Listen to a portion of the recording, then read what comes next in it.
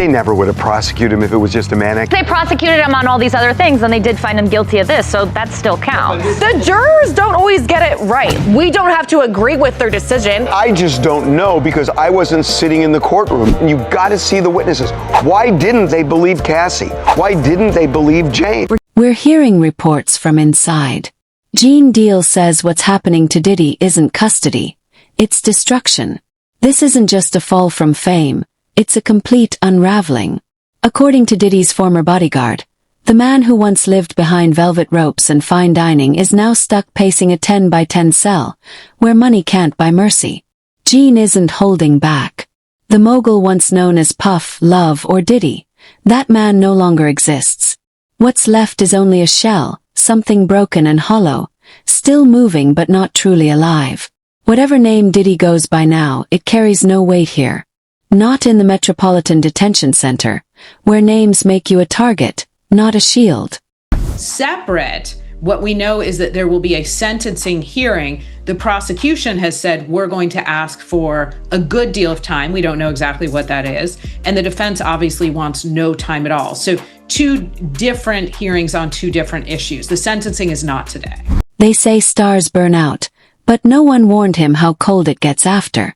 The entourage, the cars, the yes men gone. What's left is disinfectant air, silence that hums, and pain on schedule. Gene Deal says the attacks aren't random, they're systematic.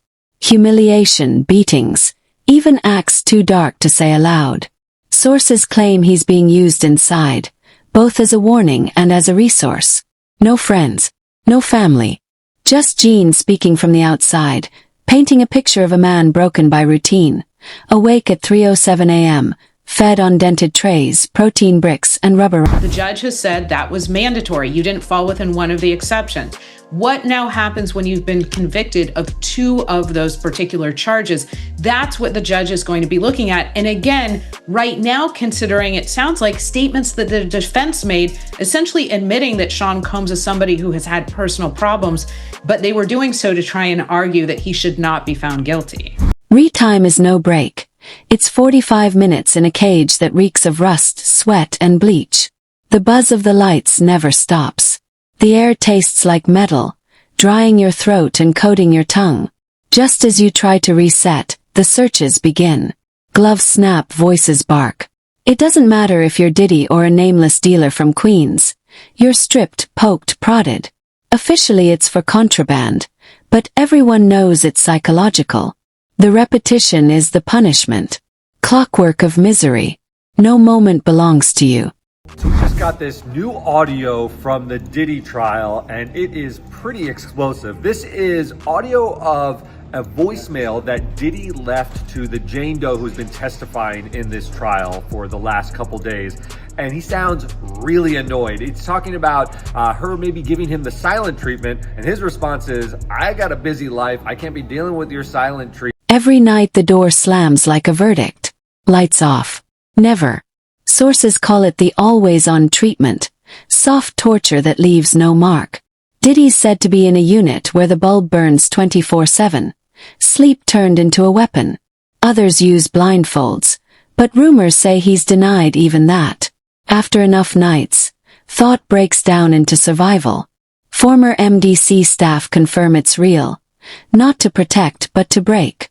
Picture Diddy now, not on red carpets but under permanent dawn, jaw clenched beneath buzzing light. They were referred to me as Wild King Nights. And what a Wild King Night was when him and a guest would go to a hotel room or be at his home, his bedroom, and they would have intimate gatherings. I would have to go and prep that hotel room, which consisted of baby oil Astroglide. This is where the whispers grow teeth. Word spreads of a black market system running under the official rules. It's not about comfort, it's about survival. Want to use the phone without a broken jaw? Pay up. Want to shower without getting cornered? That costs too. Complain and the price doubles. Tell staff and your next rec slot might land you in the wrong block. It's extortion in khakis. And when fame can't cover the bill, the debt piles fast. Dishonest, violent, horrible. A promiscuous swinger who lied to and cheated on multiple partners. Incredibly, that's how Sean Diddy Combs' own lawyers describe the billionaire music mogul, currently facing serious sex trafficking charges in a New York court. Gene won't say it outright, but the look in his eyes does. Diddy's people have already spent fortunes just to keep him alive. Not safe, not comfortable. Just breathing. And even that isn't guaranteed. In this place, safety has a price, and if the payments stop, the debt comes in bruises, not interest. The jail runs like a casino where the house always wins. Ramen, coffee, soap, sneakers. Every item is currency, every move a transaction. For most it's survival. For Diddy, fame makes it worse. Commissary is oxygen, but every breath costs triple. Let's talk about the filth that's starting to come out in the early days of the Diddy trial. This, of course, is P. Diddy. Surprise, surprise, he's a creep. Surprise, surprise, he's done horrible things. The man who once signed million-dollar deals now bargains for a chow hall seat. Miss a payment and your shower or phone slot is gone. In here, the real currency is goodwill. Lose it, and the collectors come with scars, not clipboards. The higher you flew, the harder the fall. And no one's falling harder. Worse than the lights is abandonment. Calls go unanswered, lawyers sound tired, publicists won't pick up, and old collaborators pretend they never knew him. A decade of red carpets fades to a single blinking light on the jail phone, ringing but never answered. Was centerpiece of a lot of what happened during direct testimony were freak-offs. And what the prosecution tried to show was that he forced and or coerced her into doing these freak-offs. And we've talked about this earlier this week, that at least my opinion is that in a lot of these, the prosecution just didn't close the loop. It was something Once draped in diamonds, now gripping a steel phone, voice breaking against another automated message. The industry that once chased him is erasing him. Playlists scrubbed, projects delayed, photos gone. For a man who built an empire on connection, the silence is louder than any cell door.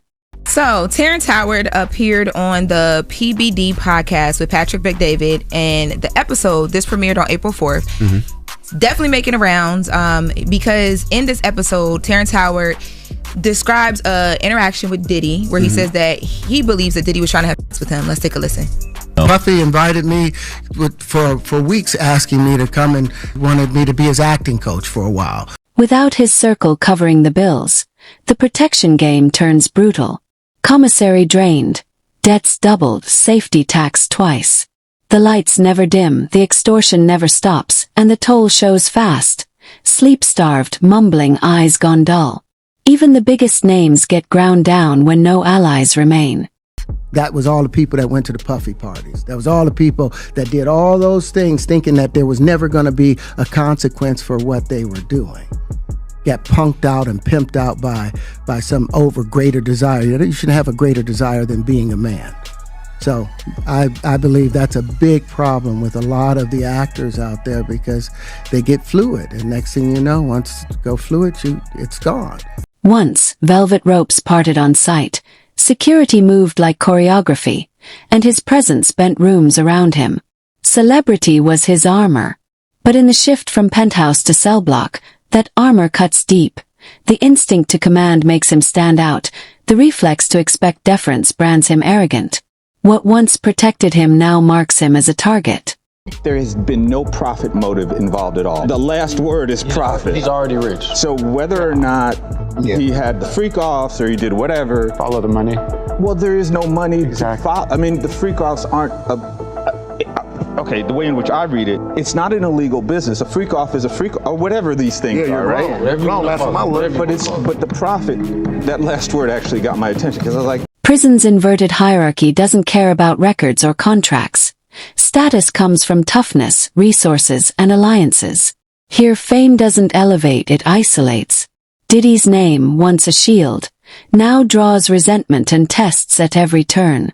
The gestures that once signaled power, walking first, expecting silence, now expose weakness. He's forced to shrink in spaces he once dominated, and for a man built on visibility, that new invisibility is punishment on its own. Well, I think it's heating up, and I think she has to make that statement at this point because a lot of people are making accusations. I'm sure there's an issue in terms of the federal investigation and what's going on with the federal investigation and if they're going to be interviewing her or using her as a witness. So my belief is all those things are coming to a head, and I think that now is the time that she had to come out with something.